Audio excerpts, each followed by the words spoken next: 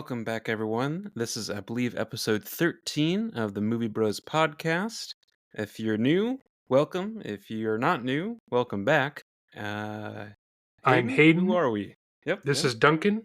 We are Hello. the two brothers who watch a movie weekly, discuss that movie, ramble about that movie, and then move on to the next. If you are new and you're curious about previous episodes, you can, again, take a look at Spotify. There's, I believe, 13 or so now. And if you're also curious about what's coming up next, obviously just listen to the end. But you can also check us out on Instagram at @themovie_bros, where we post about what's coming up, what has just been posted, etc., etc. You can also hit the bell notification and follow us on Spotify. That way you can get notified when we do post episodes and help us grow our audience a little bit. So last week we covered the very serious, very grounded movie Anatomy of a Fall, which is a live action, very serious pseudo murder mystery movie. This is a different entry, admittedly. This week we're going to be doing the 2011 animated western Rango. And just for out of the gate, we should preface it with saying, I've seen this once and I liked it, but I don't think I loved it. Hayden, on the other hand. So I'm a huge fan of this movie. I own it as like a physical Blu-ray. I own the music from it. I really, really enjoyed it. And after rewatching it for this episode a couple days ago, I also found out that there is a Xbox game from the early 2010s that also accompanies it. And I was searching around on eBay if there was a way for me to find it. Unfortunately, unless I want to shell out like $50, it's probably not going to happen. Because you say that, and there was a couple points during the movie where I was like, oh, I bet this probably would have been like a boss fight or something in a video game. Like, that's how it felt. So I'm Oh not yeah. that surprised, actually. How about that? Before we jump into the IMDb Thoughts? section, is there anything you want to get out of the way before I barrel through some information? No, let's just get into it. All right. We're going to cut that part out anyway. So, as I said, this was released in 2011. This is directed by Gore Verbinski, who you may not know his name, but you recognize his movies for sure. He's known for the first three Pirates of the Caribbean movies, as well as Mouse Hunt and The Ring. Still haven't seen The Ring. I own that as it's in my Halloween Really? movie box in my storage unit at home. So if you really want to watch it, you can borrow it from me. This is written by John Logan, who starts off a production cast list of just super talented people. You would know Hmm. him from writing things like Skyfall, Spectre, Ooh. Gladiator, The Aviator, and The Wow. Last Samurai. Wow. Okay. And And then he did this Rango. this brought in a bunch of talent. Music is by Hans Zimmer, who needs no Sure. introduction Of course. of any kind. The man's a genius. He also brought with him some other people who may not be quite as well known name wise, and that would be Los Lobos and Arturo Sandoval, who are both Spanish composers and Hmm. musicians, and they add in a lot of flamenco guitar and lots Don't of you mean Antonio Banderas? no. And Antonio Banderas isn't in this. Yes, he is, Hayden. No, he isn't. Who's the mariachi bird then? You know what? I don't actually have that down. I don't think it's him. That's Antonio Banderas, dude. I would bet like I know his voice. That's definitely Okay, him. well, I'll get to the cast list that I have written down, and then while I do that, why Okay. don't you Google and see if you're correct? Because that doesn't All right. sound right to me. I could have swore. Okay, keep going. So, the cinematography is by Roger Deakins, Really? and again, this is unless you're a movie nerd like me and Duncan are, you may not know that name, but you certainly know the projects he's been attached to. He is, I mean, without a he's doubt, done. one of the best cinematographers currently working. You would know him from Sicario, Blade Runner 2049, Skyfall, Prisoners, No Country for Old Men, True Grit, Oh Brother Where Art Thou, and Shawshank Redemption. The man just puts out y- bangers all the time. Well, yes, but it's weird because there's a couple shots in this that I was like, "Oh, this is nice," but I didn't feel like his I didn't feel like a Deakins shot movie, for lack of a better Well, word. I would say lots of other Deacons things are a lot more serious and they're a lot slower. Like Well, this has I some just mean slower like paced this. scenes, but a lot of it is sorry. Mm, Go right ahead. what I mean by I didn't feel very Deakins is that like have like the shots feel maybe not just more dramatic and purposeful, but they do feel a little bit more. They feel more punchy. And this felt a little bit more, like, soft to watch, for lack of a better word. Yeah, I mean, unless the scenes are taking place at night, there's not a whole lot of contrast. What was the name of the, mariachi dude? Or did they ever say? They're not characters, so no. Hmm, However, dang. here's the voice cast of the other people who are not going to include Antonio Banderas as he's not in this movie. Um, Whatever. so, title character Rango obviously is played by Johnny Depp, and then the supporting cast is Isla Fisher, Timothy Oliphant, who you may know from the shows like Justified, Abigail Or The Breslin, Office. who you might recognize from Zombieland, Bill Nighy, Davy Jones, Alfred Mhm. Molina briefly, and then Ned Beatty as well. Did you recognize, I believe it was the, like, salamander at the towards the beginning? Oh yeah, that's Ray Winston. Mhm. I And then it's my only bit of trivia I have for this is that this actually won Best Animated Feature the year it was out at the Oscars, and it hmm, was the first time in a long time that something from the other large animation houses didn't win. Something like a Disney Pixar or a DreamWorks or a Ghibli. It lost out that year, and this was actually produced by Paramount and the director's production company called Blind Wink. interesting. Just a side note since we've referenced characters, I feel like this was the right amount of Johnny Depp, if that makes any kind of sense. Yes, he's a lot more reined in here compared to something like a Jack Sparrow character. Well, This no, is a but like, lot. I mean, don't get me wrong. He gets loud and zany yes, in this, but yeah, he's just across the board more purposeful. which I like a lot because I like him as an actor, but only when he's f- in particular roles, I guess. In a weird way, I feel similarly to him that I feel about Jack Black. Jack Black does well, but you have to give him some sort of direction, or else you just get Minecraft Jack Black. Steve kind of stuff. Like I think probably his best role is when he shows up either in King Kong or He's good in King in Kong. Yeah, High Fidelity, maybe because he's actually playing a character that isn't just Jack Black in different clothes. and Jack Black in different clothes can work depending on like I think of like he was basically made for School of Rock. That movie is, Oh, a I hundred mean, percent. no one else could have done that kind of thing. Oh yeah, yeah. Well, that's kind of it for information on my end. Did you turn up any Puss in Boots type information on yours?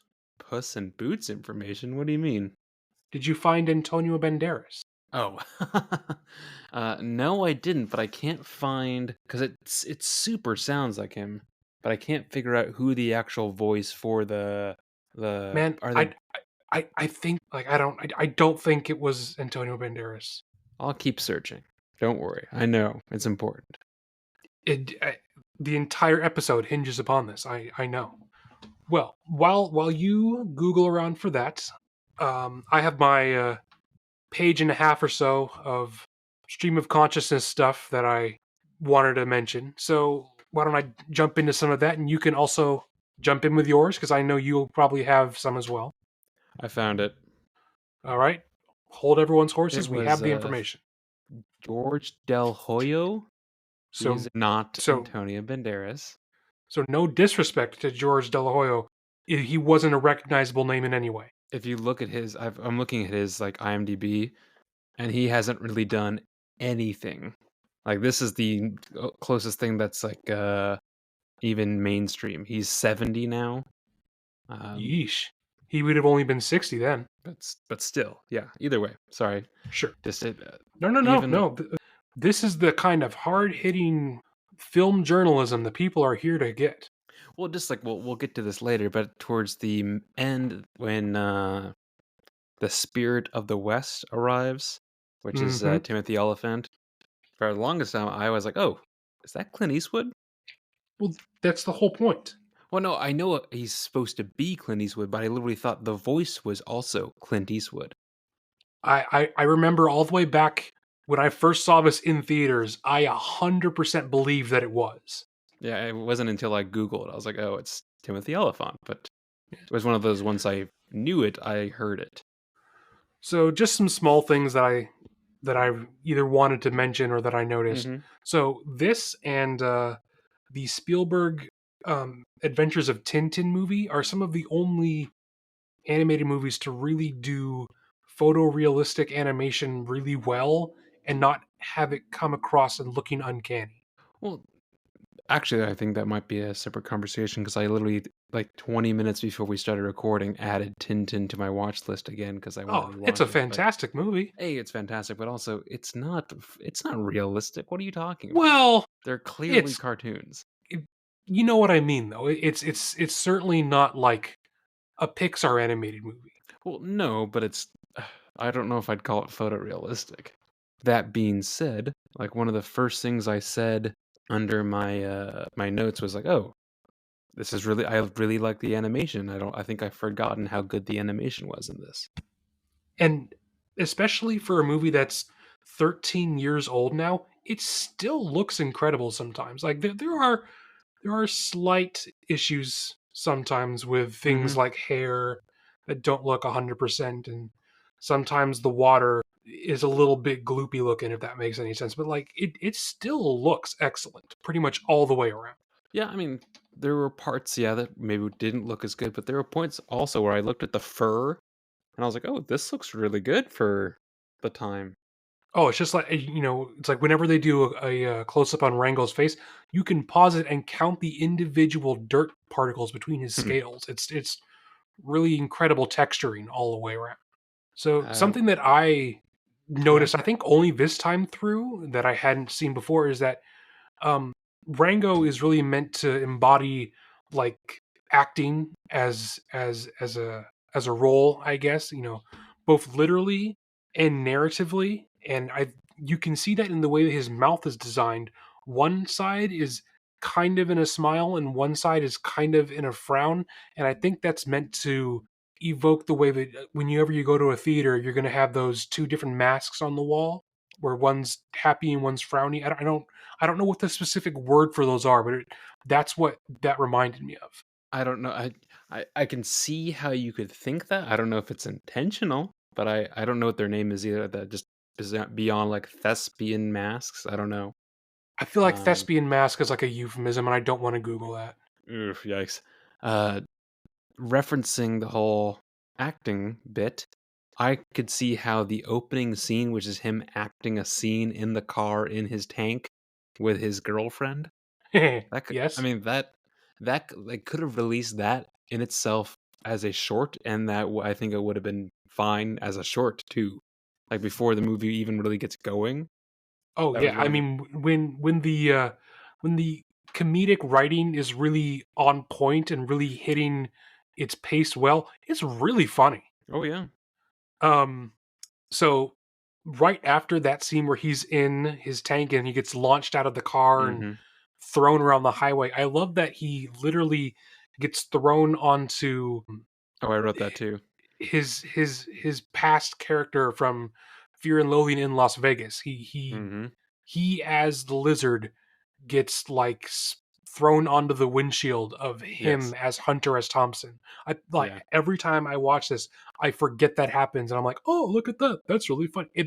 That's so clever. And the kids who watched this in 2011, they are absolutely not going to notice that. Well, I think again, I've written this on my notes like three different points where I'm like, I don't think this was really a kids movie. That is pretty I open I to mean, debate. I don't know. I don't really think so. So I have watched this entire movie with the commentary on with the director because I'm that person. Wow. Um, I understand your apprehension, but I would just Not say both to apprehension. It's you just and the audience, it's always interesting no matter what movie I've ever done it with. It's always interesting. If it's a movie you enjoy, you will enjoy it more if you watch it with more information being told to you. That's all I would say. But what was mentioned a lot was that Gore Verbinski really doesn't like the Disneyfication of storytelling. He doesn't like everything being super, super cutesy and happy. And so part of the point of making Rango both look the way it does and the story move the way it does is that he wanted to make a movie that possibly older kids could like and possibly younger kids could have things explained to them. That's why the characters are sometimes they just look really ugly, and that was on purpose. hmm. Yeah, I maybe along those lines, but I also like that at least this didn't feel like all the other like kids kind of movies coming out, but it I know there's a certain degree of like hero's journey that you could probably like pull from this and put it in other movies that you've seen before, but it felt at least fairly like an original idea, um, or at least Yeah, or at least a twist on an original idea, um, which I think I, is I think refreshing. I think the best way to describe that, at least to me, is that this isn't doing anything new, but it's presenting it in a way that feels like it is, and at least in that respect, you feel like you're not being regurgitated a story you've already seen. Sure, sure. Just like this, like I mean, you could have figured out who the bad guy, like the real bad guy, is in the first, That 20 minutes. is But Yeah, that's kind of why my one of my only two complaints is that from the first time, spoiler alert, for the first time the yes, mayor is on oh yeah, scene, you know he's the villain. Like it's not hmm, even well hid. And maybe that's on purpose, but like it sure, doesn't feel like it is. It feels like it's supposed to be some big reveal at the end where he's like, "Oh, I'm actually evil and I'm controlling the water." It's just like, "Yeah, we know, man." Like it yeah. was super obvious. It did feel like they kind of spoon fed that throughout the movie, like pretty heavily. Yes. So, an interesting tidbit here. So, the way they got the voice recordings for this is that they essentially rented out a huge soundstage and had everyone, all the voice actors, Johnny Depp, Isla Fisher, yada yada Hmm. yada. They had Hmm. everyone act out all of the actions that their characters were doing, and then just mic'd them up so they could get, people breathing heavy if they were running up some stairs or, you know, Hmm. if you're having a conversation with someone, you get that Sure. feedback back and forth. So they got a lot of interesting audio takes that probably wouldn't have happened naturally if they did this in a recording booth. Well, have you seen any of the behind the scenes stuff for Fantastic Mr. Fox? It's a very similar process, yes. It's the exact same thing, which I've always loved seeing that kind of thing. So yeah. Oh, just George Clooney absolutely tearing pancakes up into his face while trying to record lines. Yes. Well, or like they've even did the bit where like they're on the motorcycle, like on like the little sidecar, like recording, Mm-hmm. like yeah, all that stuff, super cool. The bit where all the like cousins and stuff come out of the ground, Yes. you, Uh, dude, terrifying. Like if I saw that as a kid, I wrote down I was like way too scary for kids. WTF? Like I think oof. as the movie goes on, it becomes less and less of a kids movie. I mean, I the whole scene of Rattlesnake Jake showing up at sundown and like just absolutely killing the movie, like I think that would be very scary for a kid. Which I think some of that is okay in a kids movie. You got to have some sort of like antagonist and clear stakes. I think stakes are important to have in a Yeah, movie. That's why I think that was your problem with Logan Lucky is there wasn't that many stakes, like things were going too well. that's true. Not to not to reference a previous episode or anything, but yes, it felt like there was at least stakes in this. Hmm. I like that, as part of the hero's journey storyline, he doesn't do everything correctly the first time and everything just goes swimmingly the entire time. I like the Hmm. fact that Rango as a character, for lack of a better word, completely f's up for three-fourths of the movie and then has to finally, you know pick himself back up, walk back into town, and be the hero that everyone assumes that he should be. Yeah. Uh, right after the scary scene that I just referenced, Flight of the Valkyries, is that ever just not a banger in a movie? Especially when Hans Zimmer remixes it, adds banjos, and Yes. it's Yes. no. Ride of the Valkyries always slaps. It's just it's a fantastic piece of music, It and that really leads me is. into my next little paragraph here. Mhm. Mhm. This is, I think, some of the most fun music Hans Zimmer's ever pumped out. Like it is bouncy. It's got edge to it because you got the electric bass coming through whenever they're doing action sequences. You have him throwing in classical music. It's so much fun to listen to. Yeah, I was actually now that we talk about it, I feel like I thinking back, I really enjoyed it. I'll actually have to sit down and just play the soundtrack or put it on in the car or something and actually listen to it. Because I feel like when Uh, it's in the movie, yeah, there are certain parts where I heard it. well, there are lots of sound effects going off whenever they're doing action sequences, so No, but sometimes like it's hard to hear. not just hard to hear, but a lot of times I'm not focused on the music. I'm focused on the experience of the movie, and the music Sure. is part of that, but it's not like the focus. Well, if you would like to borrow my CD copy, you're welcome to it. I pay for Spotify Premium, so I'm Well, good. I don't because I have a CD copy. Chicken This and is the this is egg. a point Okay. of contention that we talk about off air sometimes. So we're not going to go into it now. So kind of chronologically as the movie went is how I wrote these down. So Sure, sure. soon after Rango is, as a deus machina thrown out of his comfortable life and into the desert, there's a whole sequence of him being chased by a hawk, and that hawk Mhm. also chasing him to dirt, the town Mhm. dirt, and just Mhm. running through some buildings, chasing him around.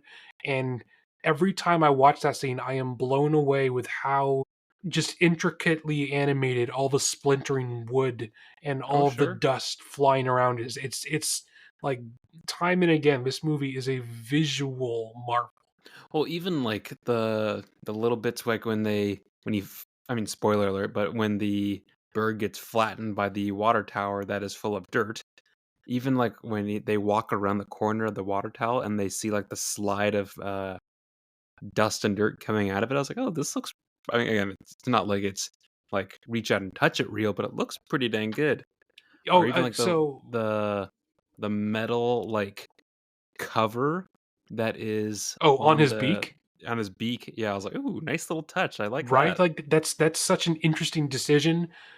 And so there's a lot of anachronisms in this movie, like modern day things showing up in a obviously pseudo old west setting. Do you think that helps or hurts it? Like the animals in like the full rubber jumpsuits, and the Bat Rider showing up in airport outfits and the electric guitars. Do you think that takes away from the tone? Nah, I think if you made it so traditionally, like Western, I think it's not as exciting and interesting because the subject content is also not traditional Western. Like if this was actually just Clint Eastwood doing his thing, sure. But since this is something new, I think they need some new things in it to make it more exciting and interesting to pair Sure. well with it. If that makes any kind of sense. Yeah. No. No. I mean that's true. I don't know what part of the movie I was even I wrote this down for, but at some point I just wrote the American West, my guy. I don't know what that is or when that was from.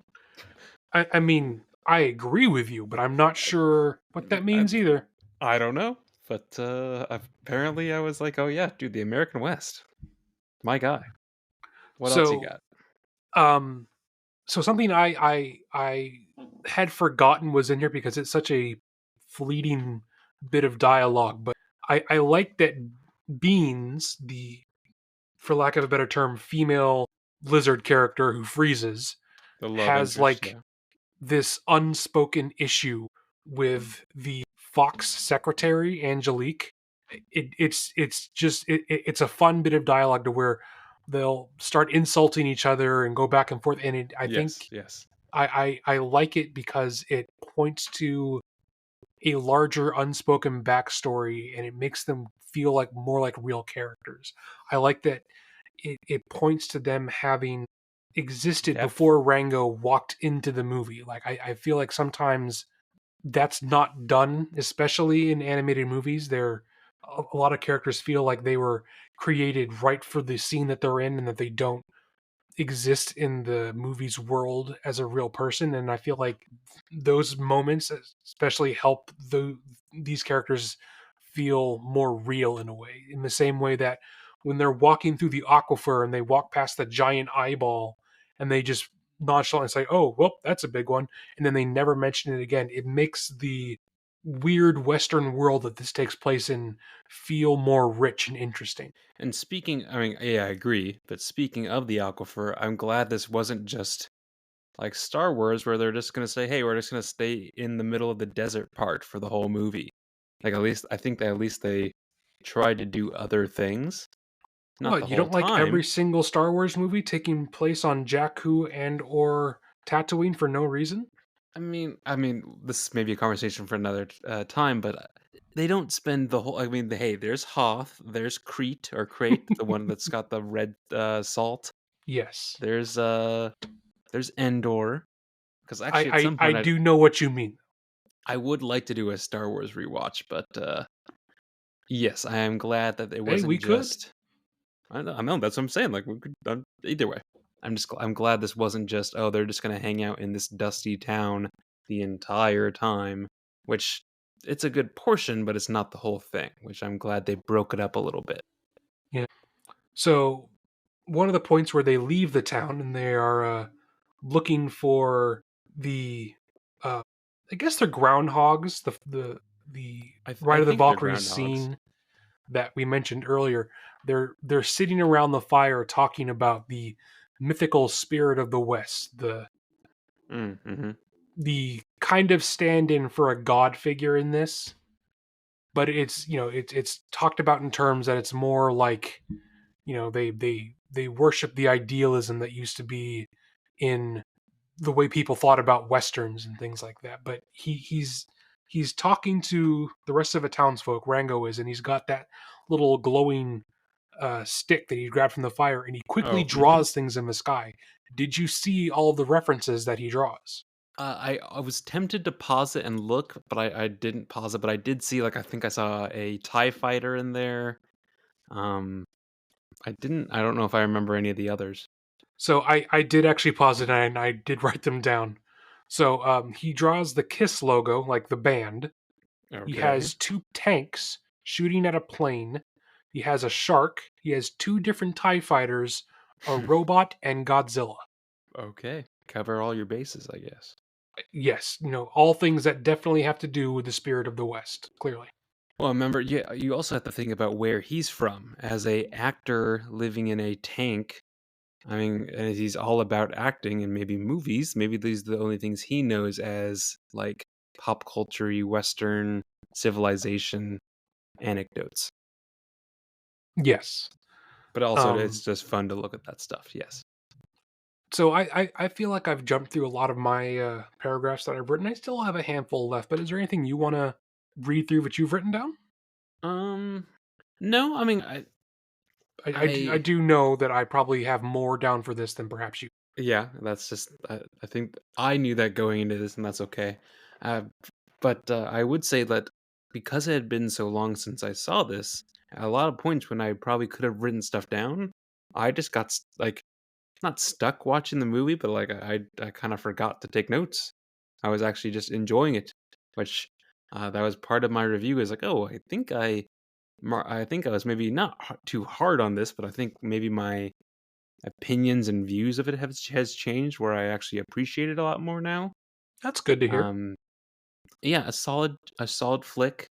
I think I could recommend this to most everyone. Like Yeah, I I mean, I would recommend this anyway, just because I really love the movie. But definitely on a rewatch, I remember all the reasons that I enjoy it. I would recommend this to people, and I think I'd probably give this a solid 4.5 out of 5. I don't think I'm at 4.5 out of 5. I think I'm probably at more like a 4 out of 5. But I think I the only thing that really keeps me from saying that it delivers on all its promises is that, to be fair, the story is a little weak starting out. yeah, I mean, overall, I think the story is not super strong. Yeah, and that's kind of my main issue is that, I mean, even though the action scenes are great, the animation's really amazing, and the comedy is funny sometimes, we'll get to that. Um, Sure.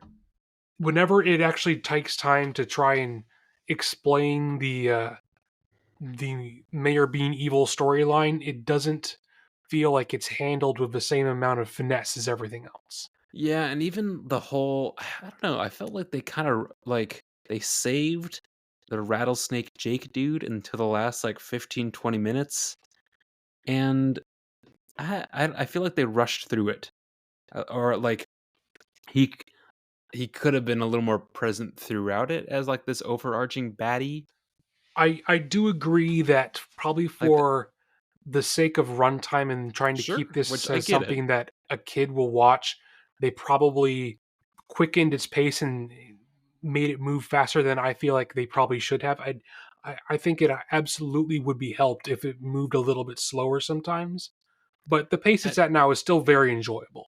Oh, it's still enjoyable, and I would also say, I think if they did that, they'd be in danger of slowing. I think it'd be selective if they were going to adjust the runtime because there's some parts which I think are either perfectly timed or they're already slow, so you don't need the whole thing to run longer. It's just little bits that could have been given more time to like grow and expand like that, but not every part of the movie needs that. Which Yeah. I think some directors could use that note where editing is there for a reason, where instead of editing, they just put the whole thing in and not sorry, this is a whole tangent, but just Hey, we love tangents here.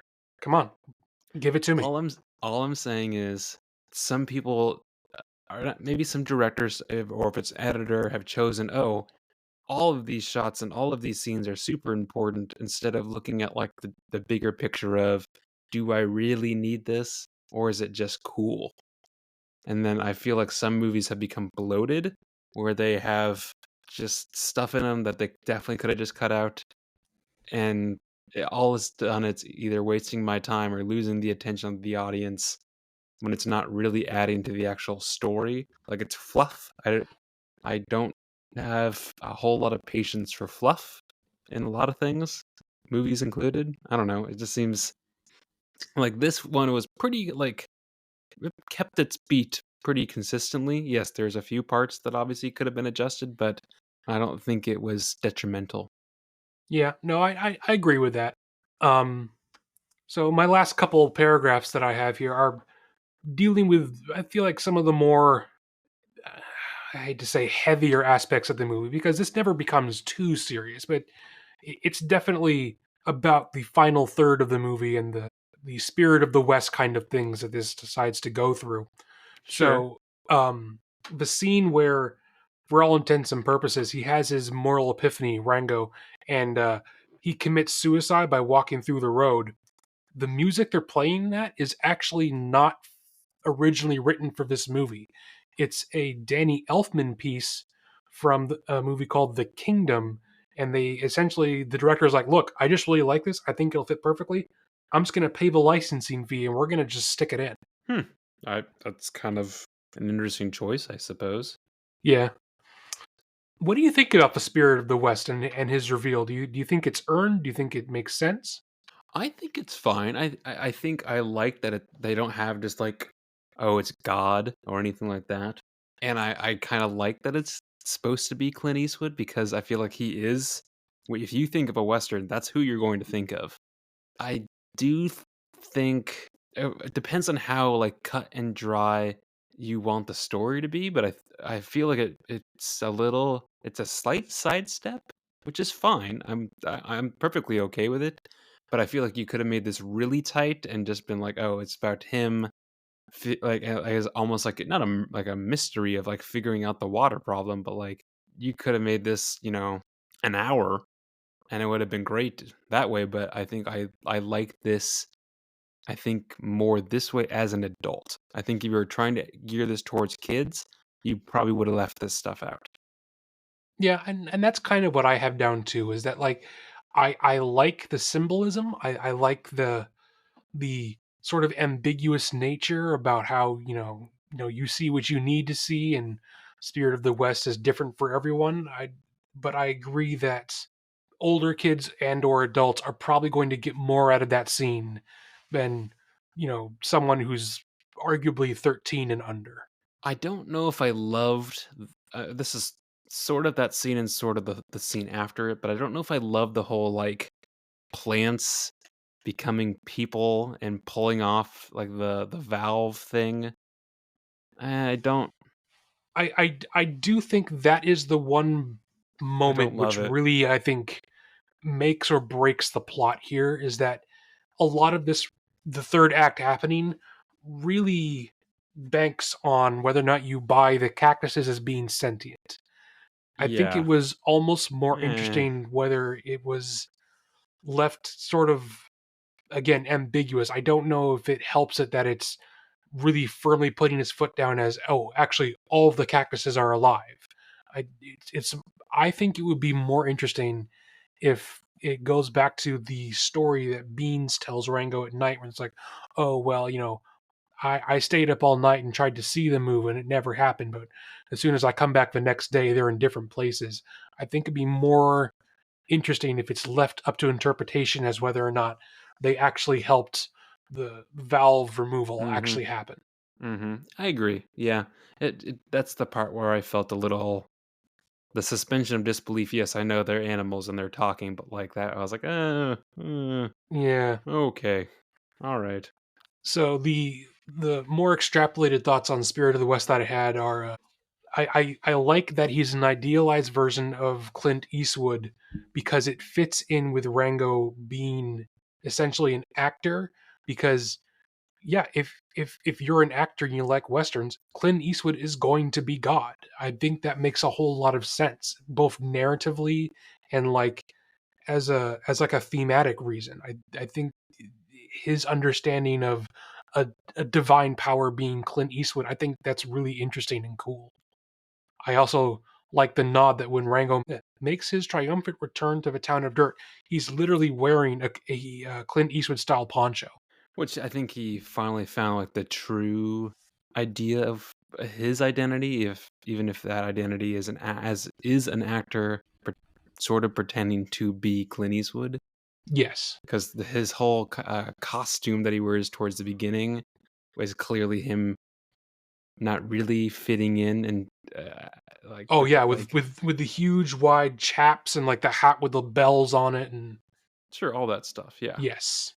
Um so at the end of the movie, where he saves the town and Mhm. he essentially turns all the water back on and it blows through a bunch of empty buildings and essentially floods everything, he is essentially just wrecking the economy because water is Yes. money to them. You've just made everyone just as poor as before. Well, yes and no. I don't think that it's less money. I think it's more of a bartering system, right? So I I'm only sure say that even if because the bank is full of water, or it that's should be. true. I mean, it should have been, but I also think maybe at that point they reevaluate how they do their. I mean, this is the only town in around the area, as far as we know. So they could just switch to not water being a source of like monies. So actually, they do. So I own the extended version, and they throw in Oh some my deleted god. scenes. In an alternate ending, it shows everyone at the beach, and there's a line from one of the townsfolk saying, "Oh, you can't pay with water; you got to pay with cash. Water is just water now." Hmm. Well, there you go. Interesting. Okay. And then one of the last couple things I have written down is, as much as I do love the movie, I think the tone is sometimes confusing, and especially when they try to write in humor that doesn't depend on the situation. What I mean by that, it doesn't like the conversational humor that Rango will sometimes have with other people. I think that works really well. I think Sure, I agree. the humor that shows up where it's a completely serious scene and then there'll just be a fart noise for some reason, it doesn't work very well. And I think that Yeah. comes down to hiring John Logan, who is known for doing just really serious stuff. Like I think there is probably humorous moments and things like Gladiator. I would in no way ever call that a comedy. And I think that was probably maybe verging on a mistake as far as who you wanted for this, but I think the serious moments come across so well that it overshines that. I just think it's it's interesting. Like when he's in the bar and he's talking to Ray Winston's salamander character, and Hmm. instead of like making him angry in a different kind of funny way, he essentially just uses a stock burp sound effect. It just Well, you also, I it think, feels so completely alien to the other kinds of comedy that actually work. well, you have to think about they're trying to do an audience of both adults and kids, which I think sometimes is a good thing, but sometimes it makes, yeah, it feels a little more polarizing sometimes. Yeah, it's sometimes a little hit and miss, but I do feel like this hits a lot more than it misses. I really really like it. Another thing that I found while watching the extended version is that in these special features behind the scenes kind of thing, they show how this was filmed, like actually filmed, and they had their big soundstage. And what they did is that they gave Gore Verbinski, the director, essentially like VR goggles for the era, and they had the entire town mapped out in VR. So if he wanted to change a shot, he could literally visualize what that would look like instead of having to do everything through storyboards. He could walk around and create his shots Hmm. organically like you would do filming any other live action movie. I mean, technology's pretty cool. Just saying. I don't know. I just Uh, thought it was an interesting. yeah, no, that's really really. That's, I mean, I feel like there's some other movie that did something like that, and I have a visual of it in my mind, but I can't remember I what feel movie like it the most was at all. recent Planet of the Apes did that. Was it that? I can't. I don't. I can't remember. God And dang, they it's also not with did me. that a little bit with Mandalorian. No. If it comes to me, I'll say it. But either way, yes, I think that's again. It's just crazy how far things have come that the industry can do. Yeah, So yeah, I mean, I'm all for it. So as and I long as we can guess get the cool product at the end, I mean, yeah, and then I guess just to end cap out my what I have written down here is that if you come away from this episode and you've never seen this movie and you would like to watch it for yourself, I would suggest that you find it physically, because I think that the behind the scenes information is just it's really really interesting from a they go to ILM and they show you how they had to create new programs to model textures, and then they show you that the things we've already mentioned about the audio and the cinematography recording. It's just very interesting if you would like to find that. and maybe this is something we should start doing every episode. I don't know. I haven't discussed it with you, but like, if you just want to watch this in general, and if you live in the United States, which looking at our analytics, some of you do, some of you don't. Really, Um, we have people outside the US? I think we've got someone in Canada. Yeah, I don't know if that counts Huh. or not, but um, I mean, I saw this on Netflix, so you can watch it there. I believe it's on there until the end of the month. But I figure if we tell people to watch a movie and we don't tell them where to watch it, that might be a missed opportunity. So just in case you actually hear this and want to watch this, and you don't want to go find a physical copy, you just want to stream it, just in case it is on Netflix. And I believe it's also on Hulu, but I could be wrong about it. Or not Hulu, So out of five, Disney Hayden, what would you Plus. give it? Well, I think we already covered this, but I think I give it a 4.5 out of 5 for Okay, what it's trying to accomplish. I think it comes very, very close to being perfect. There's that's fair. just some plot reasons that I think keeps it from really hitting that mark 100%. Yeah, and I looked at how I had originally rated this versus how I rated this time. I think I only last time I think I only rated it as like a 2.5 or something like that. So Hmm.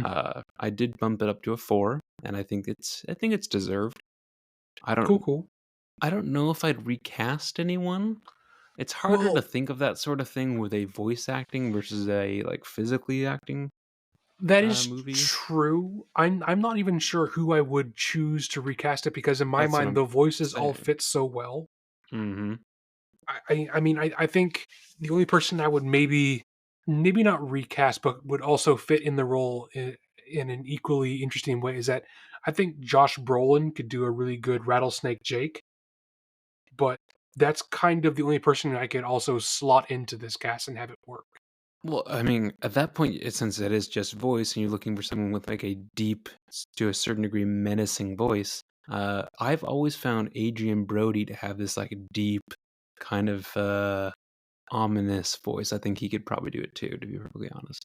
Yeah, and if you don't want to deal with Johnny Depp, I think Sam Rockwell could probably do a good Rango as well.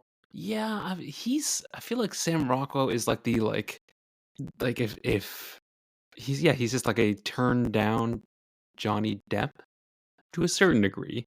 I Um, think sometimes in as far as his live action roles go, I think Sam Rockwell's the better actor. I think he's actually really oh, good. he's one of my I think he's very underrated. Um, Yes. yeah, because he's done a ton of stuff, and he does have quite the range. Uh, Did you ever yeah, see no, Moon? I have seen Moon. Uh, That's so good. it's very good. The first time I saw it, I couldn't get into it. I don't know what it was. I think I was just too young to watch it. But Possibly so. after rewatching, it was much, much better. I really like Seven Psychopaths, but that's a whole another thing. I like the good parts of Seven Psychopath. I just wish there was more of them. I'm only remembering the good parts, but I feel like it was good. I don't know. It's been a while since I watched it. I could probably go for another turn. We'll add it to the picker wheel. Ooh, I haven't pulled that up. Oh no, we already know what we're doing next. Never mind. And on that note, the movie we're doing next, we are sliding back into the realms of serious storytelling. We're going back to 1917, going from the Wild West to World War One. And we might keep with this concept of going back and forth between something light, something not so light. We'll kind of see how we feel, because again, it's us doing them too. We actually want to be able to enjoy it as much as you find, folks. But If also, you we are a little dictated by the picker wheel, but we also do have the a final say. little, yeah, yeah, we can still choose to do kind of whatever we want. Um, If because anyone out there listening has some movie that they desperately want us to give our opinions on, we will also take suggestions from the crowd. of course, of course, Feel free to drop those on our Instagram page. you can put it on Instagram. I believe Spotify also has comments if you want to stick it there. Yeah, we don't have a big preference. We look at, I mean, I take a look at that stuff. So wherever you want to get in touch, get in touch. Even you referencing, if this was a couple weeks ago at this point, that you picked up Treasure Planet and something else. I can't remember. I've been. I picked up Treasure Planet, Emperor's New Groove, Oh, that's right. and Atlantis: Lost Empire. I mean, all bangers. Okay. I like Atlantis and I like Treasure Planet, and I was thinking, ooh, I could rewatch Treasure Planet or Atlantis for one of these. I mean, I sent you my list of all the Mm-hmm. movies I own physically. I think you were having some kind of phone troubles, but all of those could be Yeah, added into the randomizer wheel and they could come up at any point. correct. I was thinking that we might want to sprinkle something else, maybe animated in. Now that we've done Rango, I was like, oh, that was pretty fun. Sure. So that's what we watched this week, folks. Beyond this, Hayden, is there anything you watched otherwise this week you want to talk about? Honestly, I've had a pretty busy week at work. I haven't really had the time much to come home and watch much of anything. I'm also currently not at my house, so I have not had the chance to sit down and retool my setup here to watch things yet. But I'm looking forward to knocking through some more of my cheesy horror movies from the 50s this weekend. I mean, How everyone's about got you? Have you gotten a anything out? well, on whatever day that was, Sunday, Hayden and I and our parents watched Score, which was a film musical Oh documentary. yes, Um, I got this which recommended for I me on I YouTube. I think I've seen bits and pieces of it on their face or on their Instagram page, but I really Go ahead, enjoyed that finish. Yeah. immensely. I'm a big movie music fan. It's pretty much the main genre that I listen to. Mm-hmm. Uh, what I was saying before someone cut me off I'm was, sorry. well, you always call me out for cutting you off. I was like, buddy, you do this shit all the time. This was because I'm trying to give credit where credit is due. This movie was recommended to me by a YouTube film guy I follow called Karsten Renquist. If you don't know who he is, check him out. He actually makes really cool stuff for films. We watched this with our parents, like we just said, and it follows. I'm not trying to do a whole huge review. I just want to do a quick little blurb, but it touches on tons of different eras of movie music, different composers, different ways of recording, different instruments, how some famous studios operate. Um, it was definitely like a love letter to film music fans, which I believe is definitely Hayden, and as much as it is me. Um, and I also find it's hard to rate a documentary because it feels weird because I know there's certain amount of like this is how you shot it and this is how you edit it, but like all the things are more or less real. It's hard to like rate a performance and that sort of thing. So yes, I gave this 4 out of 5 stars. I would highly recommend it to almost everyone, as long as you actually like movies. But I think that's really the only thing I've watched this week besides Rango. Fair enough. I did Maybe this will start be today. uh, I did start today and I haven't finished it. I'm just trying to watch it while I eat lunch or whatever. It was on my watch list. I decided to watch it. Boy, does it not live up to anything. I'm like 50 minutes to an hour into Need for Speed with Aaron Paul. Wow. Why was it? I mean, oh I god, guess I've I heard get nothing why but it bad was news made. about that. So there's like some of the car stuff and the chase scenes and like from what I've read, a lot of the like crashes and things like that are real. They did not use CGI for. So props to them for that. That stuff's pretty cool. The story, the writing, the acting, the size of his forehead is ridiculous. Just oh, dude, it's he's got like a 7 head. It looks like he's gonna have like mega mind powers or something. Um, but granted, I do So have it's an it's hour not left. quite as good as Breaking Bad, is what you're saying?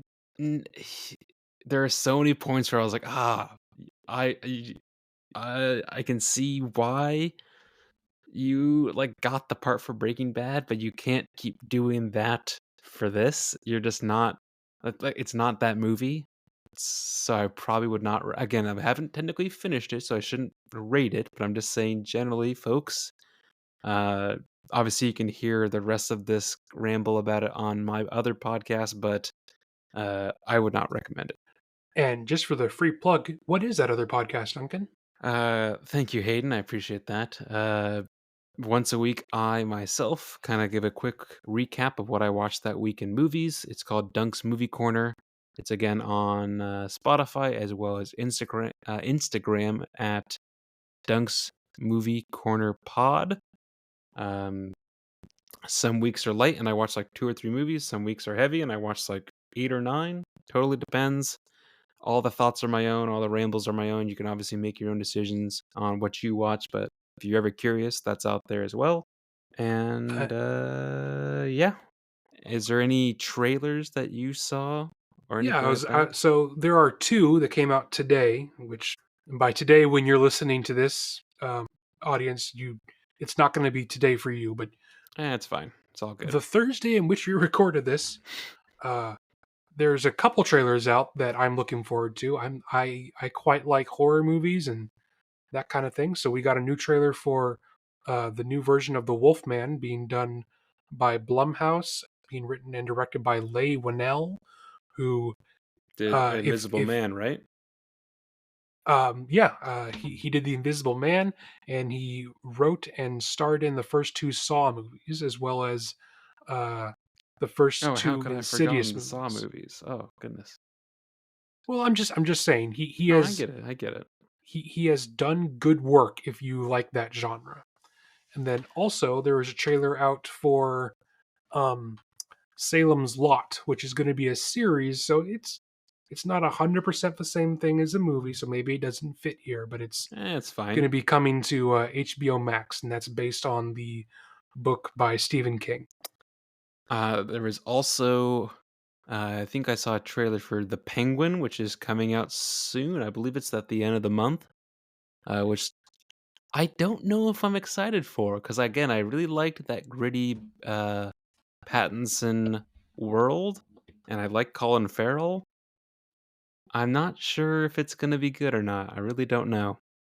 Yeah, I kind of feel the same way because I really really enjoy Matt Reeves's as the Mhm. Batman. Like I think Mhm. it's excellent, but I can't bring myself to be excited for this series, and I can't really put my finger on why. And I think they've already said that I think Batman is not gonna be in it at all. And not that I Which is was a very weird choice. yeah, I think they were just greenlighting a lot of things that they maybe shouldn't have. Was this before or after they made James Gunn in charge? Do I you th think? I think this was before, I think. I mean, I'm not sure how that would influence the green Sure. lighting decision one way or the other. I'm just curious. Mhm. There was also a trailer for, the best trilogy ever made, which was, of course, we're talking about Venom. Oh God. Uh, to recap, the first one was, like, pretty fun. Not a good The movie, first but one's pretty fun. fun. It is certainly imperfect, but it's not like horrendously bad. No, the second one is horrendously bad. And the third one looks like it's going to be following in the second one's footsteps, unfortunately. Okay, the trailer that they just I don't know if you saw it, Hayden, but the trailer that just dropped is a drastic improvement on the previous trailers, because this one actually references and shows I don't know how much of the lore that Doesn't it you show know, but, null? like correct, which actually might be cool. I hope it I is. just when it comes to Sony putting out Spider-Man properties, I have so little faith in them at this point. Yeah, I It's mean, even this and the Craven the Hunter movie. Like the quality looks so questionable. I mean, Craven could be I mean, I like Aaron Taylor Johnson and I like Russell Crowe, so I do let's see too, what and they happens. both look like they owe someone money, and that's why they're appearing in that movie. Let's see what happens. That's all I'm saying.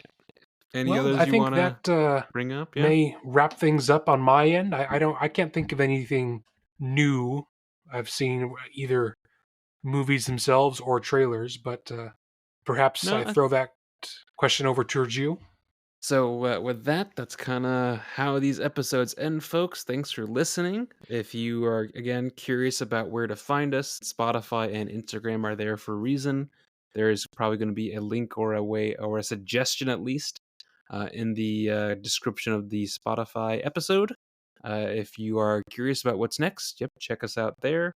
Otherwise, we have been Duncan and Hayden. This has been the Movie Bros podcast, I hope you and we'll enjoyed listening to us ramble and talk about Rango. If you have any suggestions, be it for another movie or perhaps any kind of feedback about anything in general, whether it be our sound or the structure or really anything at all, please do not hesitate to let us know. We would love to get some kind of feedback from you guys.